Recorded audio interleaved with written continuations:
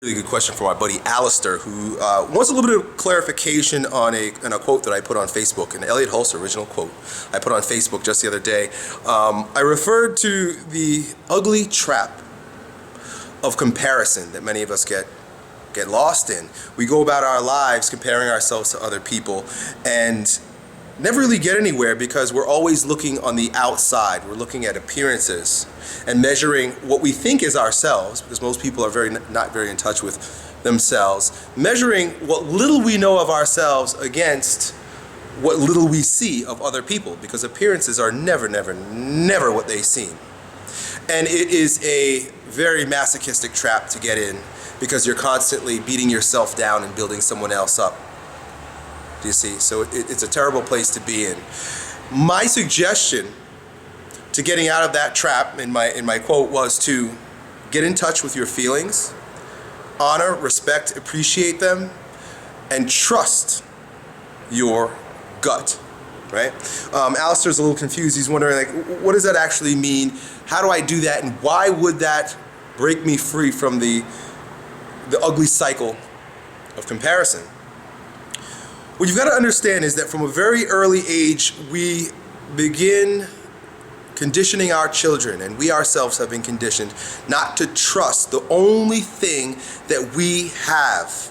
The only thing you have available to you when you are a baby, because you don't have any ideas yet, you're not conditioned yet, all you have available to you are your experiences. And you experience the world, especially when you're a baby, because you haven't been brainwashed yet, but all of us, we experience the world first through feelings, not ideas. Ideas are symbols, right? Religion is symbols. Philosophy is symbols. They're all based on words. They're all based on other people's ideas, other people's experiences. And then they're driven into our heads. They have nothing to do with our heart and balls. But very early on, when we start becoming brainwashed with the environment's ideas and told not to trust our feelings, we lose touch with who we are, and then we become very attached to what's happening up here. You're taught not to trust your feelings, right? If you're sad, you shouldn't be sad. Why are you sad? Why are you crying? Why do you feel that way? You shouldn't feel that way. This starts very early on, right? You shouldn't trust your feeling. All realms of society do that to us. Our parents do that. You shouldn't feel that way, right? Religions tell us that you shouldn't feel sexual, right? You got sexual feelings, it's bad, they're wrong. Your feelings are bad, they're wrong, they shouldn't be trusted, right? And when you begin negating the only thing that you have available to you, it's the only thing you own is your feelings. Remember, everything else that comes through is an idea.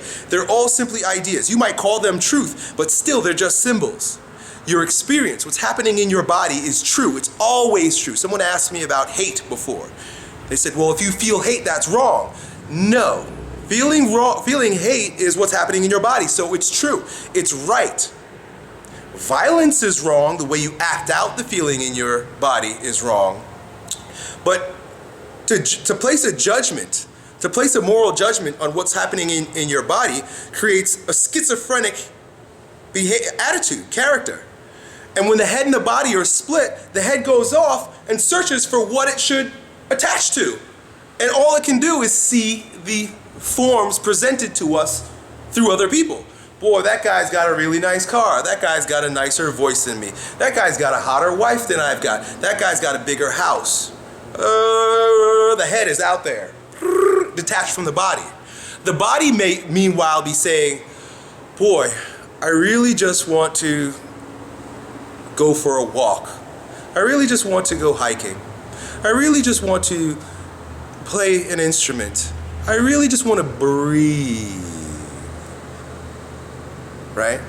But we're so busy because we're so detached from what our bodies are telling us. We're wrapped up in the adventures that the head's going on that we easily get lost in the whirlwind of life. When you're grounded in your body, you no longer are carried away by your thoughts. You're no longer carried away by symbols. You're no longer carried away by the appearances of other people. We don't know what they're feeling. I don't know what they're feeling. That guy might have a multi-million-dollar house, but he might have ulcers because it's going completely against what his heart and his balls want. What I'm inviting you to do is to don't force yourself to stop comparing to other people. Start breathing into your balls. What I mean is get in touch with what's happening in your body.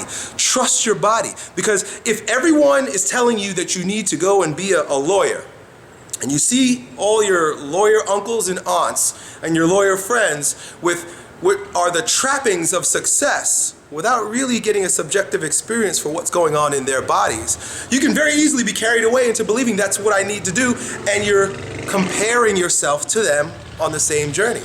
They're all miserable. I guarantee you that 90% of the people that you're comparing yourself to are miserable because they're not in touch with their bodies. When you are grounded in your body, you will be able to navigate life through sensing what is right for you. This all sounds very strange. This all sounds almost like demonic, people will have you believe, right? Or earthly.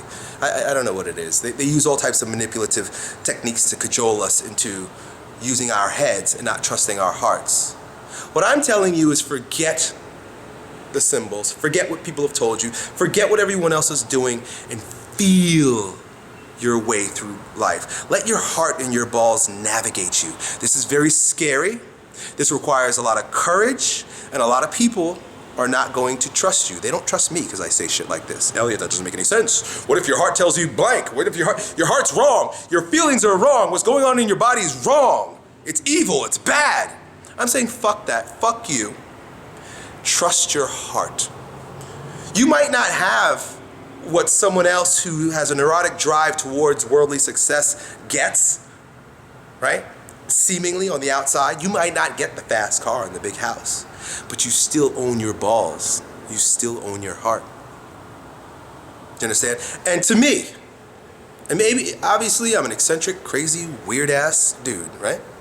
But to me, it is far better to own your heart and balls, regardless of what the external circumstances look like, than to sever yourself, sever your head from your body, to be a schizophrenic, wandering about life with your head being dragged in every other direction than that which your heart should be carrying you.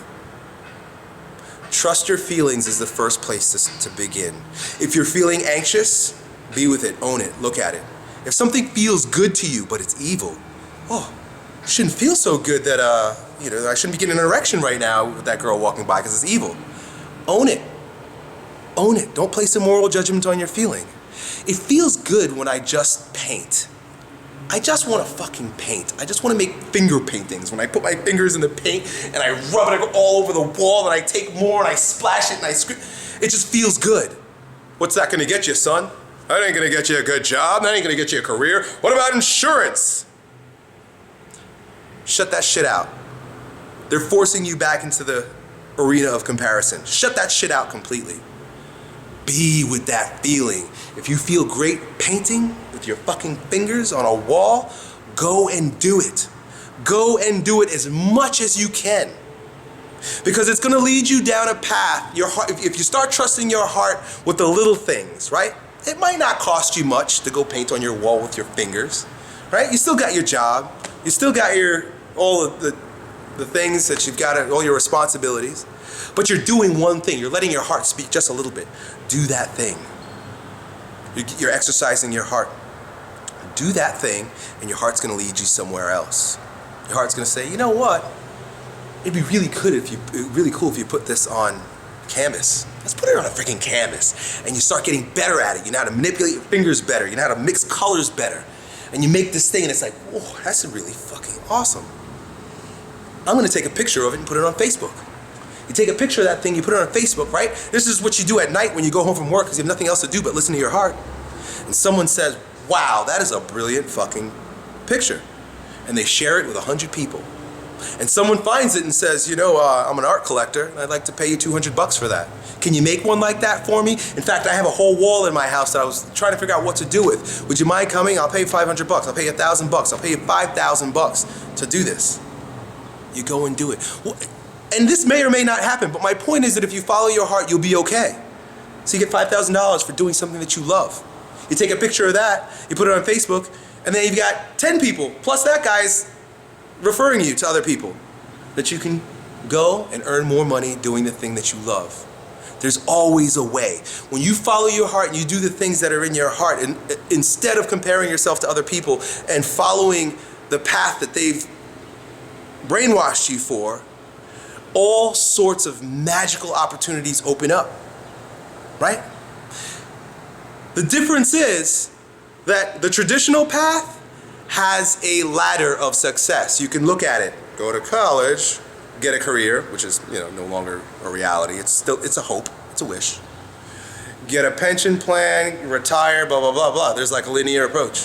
When you start following your heart, there's no guarantee. You don't know where that motherfucker's gonna take you.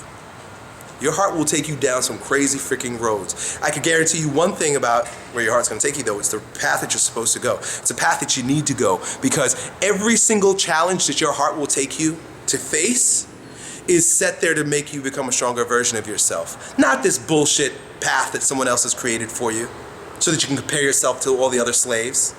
Follow your heart so your heart can take you to the challenges that are unique to you. If it means, I only eat once a week, right? Then hey, you're listening to your heart. That's where it's taking you. Fine, be with it, own it. Don't complain about it. Don't whine about it. Don't tell other people how destitute you are. You followed your heart. You own your heart and balls. Now, eat the cake associated with it. It's the problem. People want to follow their hearts, but they also want the guarantee of the traditional path, of the well laid out path. There's no fucking guarantees when you follow your heart, people. That's a very important point that I want to make. Because when Elliot Hull says follow your heart, I'm not giving you pipe dreams. I'm telling you, you will own your heart and you will own your balls, which is far more valuable than the quote-unquote security associated with working for a corporation that can drop your ass any freaking day, and then comparing yourself to what type of car, the guy in the cubicle next to you drives. Get out of that trap altogether. Get in touch with your feelings. Do what your heart's asking you to do. Go on the journey that your heart is inviting you to go on, regardless of what it looks like and regardless of what other people say. You will be cast out. You will be a weirdo. You will be eccentric. It's just the way of the heart, but it will be your way. Good luck. Elliot said, what?